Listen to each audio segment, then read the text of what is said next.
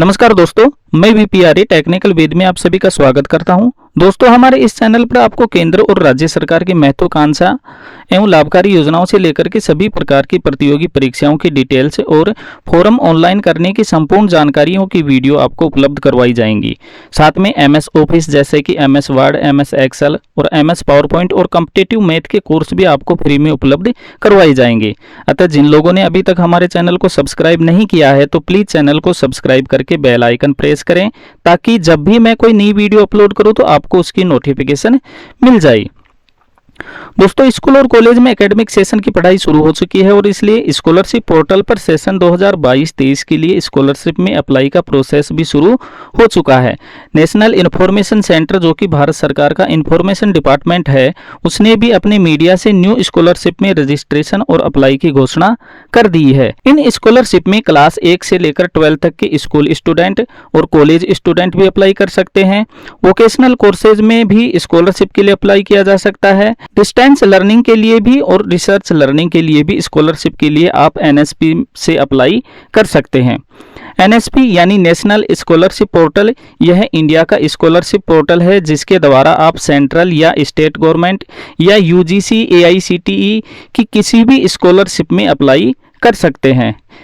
इस साल के लिए आप 31 अक्टूबर 2022 तक अप्लाई कर सकते हैं। यह डेट अलग अलग कैटेगरी के लिए अलग अलग हो सकती है, जिसकी जानकारी पोर्टल के माध्यम से आपको मिल जाएगी। यह स्कॉलरशिप हर कैटेगरी के हर स्टूडेंट के लिए है। बस आपको यह देखना होगा कि किसके लिए किस एलिजिबिलिटी से और किस स्कॉलरशिप में आपको अप्लाई करना होगा। तो आज की वीडियो में स्कॉलरशिप की डिटेल्स और इसमें अप्लाई करने के प्रोसेस के बारे में हम जानकारी प्राप्त करेंगे। तो चलिए वीडियो की शुरुआत कर लेते हैं। NSP में अप्लाई के लिए सबसे पहले गूगल क्रोम ब्राउजर को ओपन करना होगा और उसमें टाइप करना होगा NSP टाइप करने के बाद में इसको सर्च करेंगे। सर्च करने के बाद में कुछ इस तरह का पेज हमारे सामने आएगा, जिसमें ऊपर ही ऊपर जो लिखा हुआ है नेशनल स्कॉलरशिप पोर्टल, इस पे क्लिक कर देंगे। इस पे क्लिक करने के बाद में ये NSP का होम पेज हमारे सामने खुल गया है। इसका लेआउट कुछ इस तरह से दिखता है। इसको स्क्रॉल डाउन करके थोड़ा सा नीचे आएंगे तो यहाँ पर देखिए about us, applicant corner, institute corner, officer corner और पब्लिक कॉर्नर, ये अलग अलग बॉक्स अलग अलग कैंडिडेट और ऑफिसर्स के लिए दिए गए हैं। इससे नीचे थोड़ा सा स्क्रॉल डाउन करेंगे तो यहाँ पर देखिए सेंट्रल स्कीम में ये 8 तरह की मिनिस्ट्री की स्कॉलरशिप यहाँ पर दी गई है। इसी तरह से UGC AICTE स्कीम में ये इस तरह की कुछ आपके सामने स्कॉलरशिप दी गई है। तीसरा है इसमें स्टेट स्कीम्स, इसमें सभी स्टेट्स के लिए अलग अलग स्कीम्स यहाँ पर दी गई है। इसमें से आपको देख लेना है कि आपके रिलेटेड कौन सी स्कीम है। अगर फिर भी आपको यहाँ आपसे रिलेटेड अगर स्कीम नहीं मिलती है तो चिंता करने की कोई बात नहीं है, आप सेंट्रल स्कीम में जाकर के अप्लाई कर सकते हैं। सेंट्रल स्कीम में भी 10 मिनिस्ट्रीज की अलग अलग स्कीम्स दी गई है, जिसमें पहला है मिनिस्ट्री ऑफ माइनॉरिटी अफेयर्स। तो इसमें अप्लाई करने के लिए आपको ये जो प्लस का साइन दिया गया है यहाँ पर क्लिक करेंगे और यहाँ पर अब ये अलग अलग प्रकार की स्कीम्स खुल करके हमारे सामने आ गई हैं, जिसमें पहला है प्री मैट्रिक स्कॉलरशिप, इसकी लास्ट डेट 30 सितंबर है। इससे नीचे है पोस्ट मैट्रिक स्कॉलरशिप, जिसकी लास्ट डेट 31 अक्टूबर है। मेरिट कम मीन्स की लास्ट डेट है 31 अक्टूबर और बेगम हजरत महल की जो लास्ट डेट है वो है 30 सितंबर। तो प्री मैट्रिक उन लोगों के लिए है जो कक्षा 1 से 10 तक में पढ़ रहे हैं, यानी कि कक्षा 1 से 10 तक जो विद्यार्थी अध्ययनरत हैं फिलहाल, वो प्री मैट्रिक स्कॉलरशिप में जाकर के अपना फॉर्म अप्लाई कर सकते हैं। दूसरा है इसमें पोस्ट मैट्रिक स्कॉलरशिप, इसमें कक्षा 11, 12 और उसके आगे ग्रेजुएशन के जो भी विद्यार्थी हैं, इसके अलावा IIT, ITI और पॉलिटेक्निक वगैरह जो भी हैं, उनके लिए आप पोस्ट मैट्रिक स्कॉलरशिप में जाकर के अप्लाई कर सकते हैं। मेरिट कम मीन्स में ये जो दोनों ऊपर वाले फर्स्ट और सेकंड, ये दोनों अप्लाई कर सकते हैं। बेगम हजरत महल में सिर्फ महिला कैंडिडेट ही अप्लाई कर सकती हैं। इससे नीचे है department of empowerment of person with डिसएबिलिटीज, यानी कि ये दिव्यांग के लिए है। Ministry of social justice and empowerment, ये SC ST के लिए है। मिनिस्ट्री ऑफ लेबर एम्प्लॉयमेंट, ये जनरल कैंडिडेट के लिए है। मिनिस्ट्री ऑफ ट्राइबल अफेयर्स, ये ST कैंडिडेट्स के लिए है। Department of school education literacy, ये आपकी स्कूल शिक्षा के लिए है। इस प्रकार और भी नीचे दे रखे हैं, डिपार्टमेंट ऑफ हायर एजुकेशन के लिए है, मिनिस्ट्री ऑफ होम अफेयर्स के लिए है, मिनिस्ट्री ऑफ रेलवे के लिए है, नॉर्थन ईस्टर्न काउंसिल के लिए है। तो इसमें जो भी आप की कैटेगरी है, आपके ऊपर जो भी स्कीम लागू होती है, आप उसकी जानकारी यहाँ से प्राप्त कर सकते हैं। और आप जो भी फॉर्म भरना चाह रहे हैं, जिस भी स्कीम में अप्लाई करना चाह रहे हैं, आप उसकी गाइडलाइन एक बार जरूर अच्छी तरीके से पढ़ ले। जैसे प्री मैट्रिक स्कॉलरशिप के लिए आप अप्लाई करना चाह रहे हैं, तो यहाँ पे जो गाइडलाइन दिया गया है उस पर क्लिक करेंगे तो ये आपके सामने इसकी गाइडलाइंस आ जाएंगी, जिसमें ये देखिए स्कोप में लिखा हुआ है फ्रॉम क्लास 1 से 10th तक। एलिजिबिलिटी में यहाँ पर आपकी जो इनकम है, वार्षिक आय, वो 1 लाख रुपए से कम होनी चाहिए। डिस्ट्रीब्यूशन में आपको दिखा रखा है मुस्लिम, सिख, क्रिश्चियन, बुद्धिस्ट, जैन, यानी कि जो भी माइनॉरिटीज में आते हैं उनके लिए है ये। इसके अलावा इसमें आगे पोस्ट मैट्रिक स्कॉलरशिप में अगर कोई भरना चाहता है तो उसके लिए भी अलग गाइडलाइंस दी गई हैं, आप इनको एक बार ज़रूर से रीड करें। इसके अलावा इसमें जो स्टूडेंट 12th तक या जो 10th में हैं वो सोच रहे होंगे कि हमें कहाँ से अप्लाई करना है, तो वो चिंता नहीं करें, उनके लिए आगे आएगा, आगे मैं बताऊंगा आपको उनको किस तरह से करना है। उनको इनमें से कुछ भी नहीं करना है, उनको सीधा न्यू रजिस्ट्रेशन करके और अप्लाई करना है। और इसमें एक चीज़ और, जैसे अगर किसी ने पहले फॉर्म अप्लाई कर रखा है तो वो लॉगिन में जा करके और रिन्यूअल फॉर्म भर सकता है, जबकि अगर कोई पहली बार इसमें अप्लाई कर रहा है तो वो न्यू रजिस्ट्रेशन पे जा करके और फिर फ्रेश एप्लीकेशन फॉर्म वो भरेगा। अगर कोई पहले भर चुका है तो वो फिर रिन्यूअल एप्लीकेशन को सबमिट करेगा। तो इसमें आगे देख लेते हैं कि इसमें ऑनलाइन अप्लाई कैसे करेंगे। तो इसके लिए सबसे पहले जो फ्रेश हैं, यानी कि जिन्होंने अभी तक अप्लाई नहीं किया है, उनको न्यू रजिस्ट्रेशन पे क्लिक करना है। न्यू रजिस्ट्रेशन पे क्लिक करने के बाद में, चाहे वो 10वीं में हो या 12वीं में हो, उनको ये जो NSP लिखा हुआ है यहाँ पर क्लिक करके आगे प्रोसेस करना है। NSP पे क्लिक करने के बाद में ये कुछ हमारे सामने दिशा निर्देश आए हैं, जिसमें ये ऊपर ऊपर तो लिखा हुआ है कि भाई आपकी पात्रता क्या क्या होनी चाहिए। तो पहला है इसमें एजुकेशनल डॉक्यूमेंट्स ऑफ स्टूडेंट, यानी कि उसकी, जैसे अगर कोई 10वीं क्लास में है और फॉर्म अप्लाई कर रहा है तो 9th की उसकी मार्कशीट उसके पास होनी चाहिए, और जिसमें 9th में भी 50% से ज़्यादा अंक उसके होने चाहिए। दूसरा है इसमें स्टूडेंट बैंक अकाउंट नंबर और IFSC कोड, ये सभी के पास लगभग होंगे। अगर किसी के पास नहीं है तो अकाउंट खुलवाने में ज़्यादा टाइम नहीं लगता है, वो खुलवा ले अकाउंट। तीसरा है इसमें आधार कार्ड नंबर चाहिए आपको। चौथा है इसमें अगर आपके पास आधार कार्ड उपलब्ध नहीं है तो बोनाफाइड स्टूडेंट सर्टिफिकेट उसके पास होना चाहिए। अब ये सर्टिफिकेट क्या होता है? ये सर्टिफिकेट इंस्टीट्यूट या फिर जो भी स्कूल है उसके द्वारा दिया जाता है और प्रमाणित किया जाता है कि ये जो स्टूडेंट है वो इस स्कूल या इस इंस्टीट्यूट में फिलहाल पढ़ाई कर रहा है। दूसरा है इसमें अगर आपके पास आधार कार्ड नहीं है लेकिन आधार का एनरोलमेंट ID है तो उसके साथ में बैंक की पासबुक की फोटोकॉपी भी लगानी होगी। छठा बिंदु है इसमें अगर इंस्टीट्यूट और school is different from domicile state, जैसे कि मान लो कोई दूसरे राज्य का है और किसी अन्य राज्य में पढ़ाई कर रहा है तो उसके लिए भी ये बोनाफाइड स्टूडेंट सर्टिफिकेट आवश्यक होगा, क्योंकि उसका जो डोमिसाइल सर्टिफिकेट है उसके जो एकेडमिक इंस्टीट्यूट जो भी है या स्कूल जो भी है उसके एड्रेस से मैच नहीं करेगा। और इस स्थिति में वहाँ के स्कूल या इंस्टीट्यूट को यह बोला जाए कि वो उन्हें बोनाफाइड स्टूडेंट सर्टिफिकेट बना करके दे ताकि वो NSP में अप्लाई कर सके। इसमें नीचे आने पर दे रखा है डेट ऑफ बर्थ के लिए आपको क्या यूज़ करना है, तो आप इसमें सबसे अच्छा ये है कि आप डेट ऑफ बर्थ के लिए अपनी 10th की मार्कशीट यूज कर सकते हैं। दूसरा है इसमें स्टेट डोमिसाइल स्कॉलरशिप कैटेगरी में दे रखा है प्री मैट्रिक स्कॉलरशिप के लिए कक्षा 10 तक के लिए एलिजिबल हैं और पोस्ट मैट्रिक स्कॉलरशिप के लिए आप कक्षा 11, 12 और इसके अलावा ITI, BSc, BCom, BTech medical student जो भी पढ़ाई कर रहे हैं, IITs, IIM student doing technical and professional courses अगर कोई कर रहा है तो वो भी इसके लिए एलिजिबल हैं। चौथा है इसमें name of the student, mobile number हो गया, मेल ID, ये मेल ID और मोबाइल नंबर वही आपको लगाने हैं जो आपके पास एक्टिवेट हैं फिलहाल में। इससे आगे है बैंक अकाउंट डिटेल है, आइडेंटिफिकेशन डिटेल में आप आधार कार्ड दे सकते हैं और ये सारी डिटेल्स आपको अच्छी तरह से पढ़ करके नीचे ये जो बॉक्स बने हुए हैं इनको तीनों को टिक मार्क करके और कंटिन्यू पे प्रेस कर देंगे। कंटिन्यू पे प्रेस करने के बाद में हमारे सामने fresh registration for academic year 2022-23 के लिए ये फॉर्म ओपन हो चुका है। इसमें हम जो भी हमारी डिटेल्स हैं वो सारी डिटेल्स इसमें भर देंगे। पहला है इसमें स्टेट है, तो जो भी आपका स्टेट है वो आप स्टेट इसमें सेलेक्ट करके और भर सकते हैं। इससे अगला ऑप्शन है इसमें चूज योर ऑप्शन, तो प्री मैट्रिक या पोस्ट मैट्रिक जो भी आपका है वो इसमें आप अप्लाई कर सकते हैं। जैसे मैं इसमें पोस्ट मैट्रिक कर रहा हूँ। इसमें आपको स्टूडेंट का नेम भरना है, जो भी नाम है। इससे आगे योजना के प्रकार में आपको स्कॉलरशिप स्कीम सेलेक्ट कर लेना है।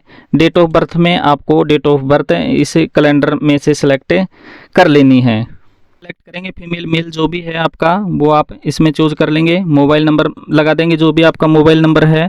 मोबाइल नंबर एक्टिवेट होना चाहिए। मोबाइल नंबर लगाने के बाद में मेल आईडी आपको भरनी है। अगर मेल आईडी नहीं है तो भी चल जाएगा, क्योंकि यहाँ पर जो ये रेड क्वेश्चन मार्क चिन्ह जो लगे हुए हैं इनको फिल करना कंपलसरी है। बाकी जिनके नहीं लग रहे हैं उनको आप स्किप भी कर सकते हैं। फिलहाल मेरे पास मेल आईडी है तो मैं इसमें टाइप कर देता हूं। मेल आईडी भरने के बाद में बैंक आईएफएससी कोड आपको इसमें सबमिट करने हैं।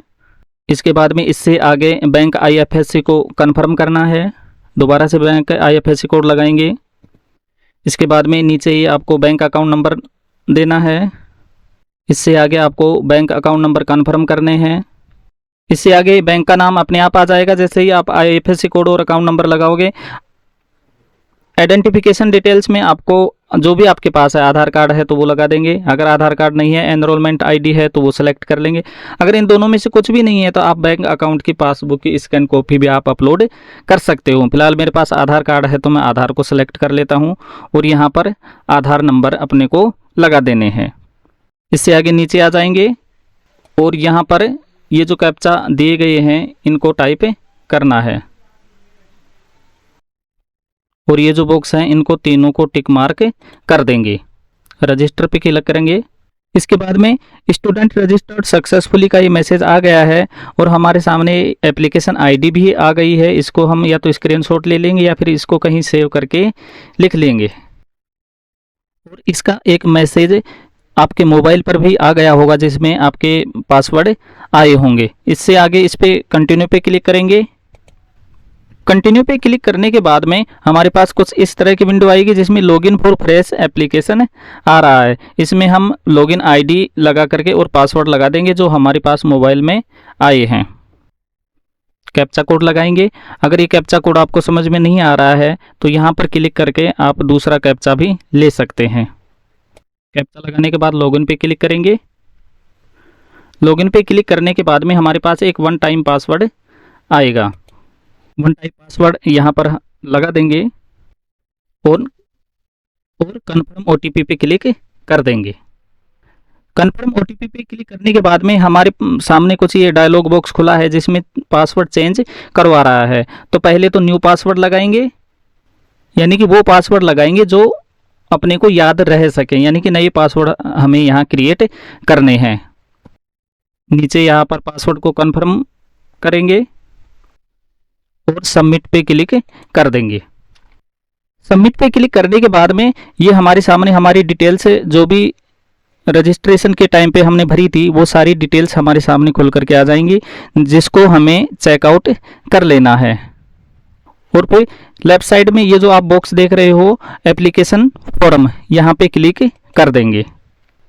यहाँ पे क्लिक करने के बाद में कुछ डिटेल्स हमारी ऑलरेडी भरी हुई हैं और जो नहीं भरी हुई हैं उनको फिल करके आगे प्रोसेस करते जाएंगे। वार्षिक आय सेलेक्ट करेंगे। डे स्कॉलर या हॉस्टलर जो भी हैं उसको सेलेक्ट कर लेंगे। अगर आप हॉस्टल में रहते हैं तो हॉस्टलर सेलेक्ट करेंगे, अगर आप हॉस्टल में नहीं रहते हैं तो डे स्कॉलर सेलेक्ट कर लेंगे। इससे नीचे ये कुछ एकेडमिक डिटेल्स हैं जिनको अपने को भरना है। तो इसमें सबसे ऊपर है अपना वर्तमान संस्थान चुने, तो यहाँ पर अपनी जो भी संस्थान है वो चूज कर लेंगे। अगर यहाँ पर आपको अपने स्कूल या इंस्टीट्यूट का नाम नहीं मिलता है तो आप क्या करेंगे, तो आपको करना ये है कि अपने इंस्टीट्यूट या फिर स्कूल इंचार्ज से आपको बोलना है कि आप अपना रजिस्ट्रेशन एनएसपी पोर्टल पर करवाइए। क्योंकि अगर कोई इंस्टीट्यूट या स्कूल अपना एनएसपी पे रजिस्ट्रेशन नहीं करवाता है तो उसका नाम इस लिस्ट में शो नहीं होगा। तो आप ये अपनी संस्थान या स्कूल से कह करके आप ये काम करवा सकते हैं और उसके बाद में आप यहाँ पर सेलेक्ट कर लेंगे। तो यहाँ सबसे पहले स्टेट सेलेक्ट करना है आपको, यहाँ पे आपको डिस्ट्रिक्ट सेलेक्ट करना है और गेट इंस्टीट्यूशन लिस्ट इस पर क्लिक कर देना है। अब यहाँ पर आपके ज़िले की जो भी इंस्टीट्यूट होंगी वो यहाँ पर सारी शो हो जाएंगी। यहाँ पर आपको इनमें से चूज कर लेना है कि आपका स्कूल या फिर आपका इंस्टीट्यूट कौन सा है। अगर आपको इसको ढूंढने में परेशानी आ रही है, दिक्कत आ रही है, तो यहाँ सर्च में आप टाइप करके उस स्कूल या इंस्टीट्यूट को आप सर्च कर सकते हो। यहाँ से जैसे मैंने ये सिलेक्ट कर लिया है मेरी जो भी इंस्टीट्यूट है वो, और इसमें एक मैसेज आ रहा है, do you want select institute, क्या आप इस इंस्टीट्यूट को सेलेक्ट करना चाहते हो। अगर आप इसको करना चाहते हो तो सेलेक्ट पे क्लिक करेंगे, अगर इसको कैंसिल करना चाहते हो तो कैंसिल पे क्लिक कर देंगे। फिलहाल मैं इसको सेलेक्ट कर देता हूँ। उससे आगे आपको एडमिशन एनरोलमेंट रजिस्ट्रेशन नंबर यहाँ पर देना है, एडमिशन ईयर देना है, रोल नंबर देने हैं आपके, सेक्शन आपका जो भी है, प्रेजेंट क्लास कोर्स जो भी आप कर रहे हो, कौन सी क्लास में पढ़ रहे हो वो आपको यहाँ पर चूज करनी है। अपना वर्तमान कक्षा यहाँ पर सेलेक्ट करना है आपको, अपनी वर्तमान कक्षा का वर्ष यहाँ पर आपको सेलेक्ट करना है। Mode of study regular, private, correspondence जो भी आपका है, पार्ट टाइम जो भी है आप यहाँ से चूज कर लेंगे। प्रेजेंट क्लास स्टार्ट डेट, आपकी एडमिशन डेट यहाँ पर देनी है। प्रीवियस बोर्ड या यूनिवर्सिटी का नाम जो भी आपका है वो इसको देना है। जिस भी बोर्ड या यूनिवर्सिटी से आपने वो शैक्षणिक योग्यता प्राप्त की है उसको यहाँ पर सेलेक्ट कर लेना है। प्रीवियस कोर्स में आपको चुनना है कि आपने प्रीवियस क्लास में आप कौन सी में थे वो यहाँ पर सेलेक्ट करना है। पिछला पाठ्यक्रम वर्ष आपको सेलेक्ट करना है। प्रीवियस क्लास परसेंटेज आपको यहाँ पर सेलेक्ट करनी है। इससे आगे कॉम्पिटिटिव एग्जाम क्वालिफाइड में आप के जो भी लागू है वो आप सेलेक्ट कर लेना। एग्जाम कंडक्टेड बाई, किसके द्वारा परीक्षा करवाई गई थी वो सेलेक्ट कर लेंगे। कॉम्पिटिटिव एग्जाम के आपको रोल नंबर देने हैं। कॉम्पिटिटिव एग्जाम का ईयर आपको यहाँ पर भरना है। ये मैंडेटरी नहीं है, आप चाहो तो इसको स्किप कर सकते हो। इससे आगे अदर डिटेल्स में आप गार्जियंस का नाम लिखेंगे। डिसेबिलिटी अगर है तो यस करेंगे, नहीं तो नो। विकलांगता का प्रकार सेलेक्ट करेंगे और कितने प्रतिशत विकलांगता है वो यहाँ पर सेलेक्ट कर लेंगे। इससे नीचे वैवाहिक स्थिति आपको भरनी है। प्रेजेंट प्रोफेशन आपको भरना है, अगर विद्यार्थी हैं तो विद्यार्थी, अगर इसमें आप सिलेक्ट कर लेंगे। इससे आगे IFSC कोड आप अपना देख लेना, चेक कर लेना, और बैंक अकाउंट नंबर भी आप अपने यहाँ पर चेक कर लेना। इससे नीचे है any of the parents not alive. इसमें आपको चूज करना है कि अगर आपके पेरेंट्स हैं या नहीं है, या फिर फादर है मदर नहीं है, या फिर मदर है या फादर नहीं है, वो जो भी आपके सामने जो भी परिस्थिति है वो इसको आप सिलेक्ट कर लेना। इससे आगे सेव एंड कंटिन्यू पे प्रेस करेंगे तो कुछ इस तरह की विंडो आपके सामने ओपन हो जाएगी। इसमें ये कॉन्टैक्ट डिटेल में आप ऊपर ही ऊपर स्टेट ऑलरेडी आपके भरा हुआ आएगा। उसके बाद होम डिस्ट्रिक्ट आपको सेलेक्ट कर लेना है, ब्लॉक आपको देना है, हाउस नंबर और पिन कोड जो भी आपके हैं इनको सेलेक्ट कर लेना है या भर देना है। नीचे इसमें select the scheme to apply, आपने जिसके लिए अप्लाई किया है या कर रहे हो उसको सिलेक्ट करना है। जैसे पोस्ट मैट्रिक के लिए कर रहे हो तो इसको सिलेक्ट कर लेना है। अगर बेगम हजरत महल के लिए आप कर रहे हो तो 2 नंबर को सिलेक्ट कर लेना है। इससे आगे नीचे चलेंगे तो ये कुछ इस तरह की डिटेल्स और डॉक्यूमेंट्स अपने को अपलोड करने हैं। और इसमें ऊपर ही ऊपर लिखा है कि अगर आपकी ट्यूशन फीस 50,000 से कम है तो आपको कोई डॉक्यूमेंट्स अपलोड करने की ज़रूरत नहीं है। अगर आपकी ट्यूशन फीस 50,000 से ज़्यादा है तो आपको ये डॉक्यूमेंट्स अपलोड करने होंगे, जिनमें डोमिसाइल सर्टिफिकेट है, स्टूडेंट फोटोग्राफ है, self declaration of minority community का जो भी है, आप अगर आप माइनॉरिटी से हैं तो आपको उसका सर्टिफिकेट देना है। Self attested certificate of previous academic marksheet, पिछले साल की मार्कशीट आपको सेल्फ अटेस्टेड करके अपलोड करनी है। ये अपलोड जो भी डॉक्यूमेंट्स करो आप उसमें ध्यान रखना ये 200 KB से कम साइज़ की फाइल होनी चाहिए, नहीं तो वो अपलोड नहीं हो पाएगी।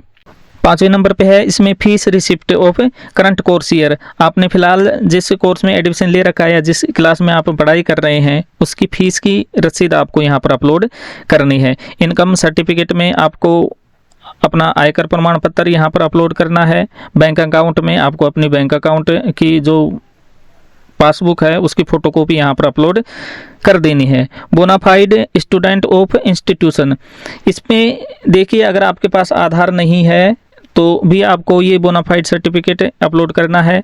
अगर आप एक राज्य से दूसरे राज्य में, यानी कि दूसरे आपके गृह राज्य के अलावा दूसरे राज्य में आप स्टडी कर रहे हैं, तो उसमें क्या होगा कि आपका जो डोमिसाइल सर्टिफिकेट में जो एड्रेस है और इंस्टीट्यूट का जो एड्रेस है वो मिसमैच हो जाएगा, क्योंकि दोनों का एड्रेस अलग अलग है।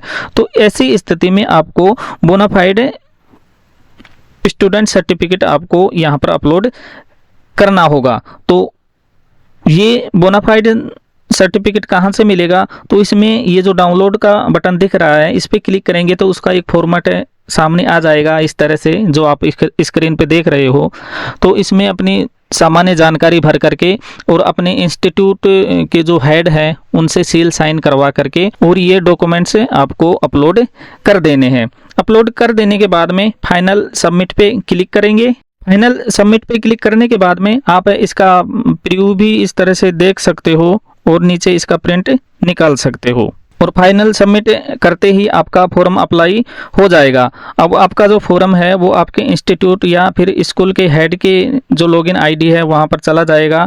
वहाँ से वो फॉर्म अगर आपकी जानकारी सही है तो वो उसको वेरीफाई कर देंगे, अगर आपकी जानकारी गलत है तो उसको रिजेक्ट कर सकते हैं। इससे आगे आप जो भी अपना फॉर्म फिल किया है आपने उसका स्टेटस यहाँ पर चेक कर सकते हैं। चेक योर स्टेटस में जाकर के आप अपनी फॉर्म की स्थिति यहाँ पर जान सकते हैं। तो आशा करता हूँ दोस्तों दी गई जानकारी आपके लिए उपयोगी साबित होगी। आज की वीडियो में इतना ही, मिलते हैं नेक्स्ट वीडियो में, तब तक के लिए नमस्कार।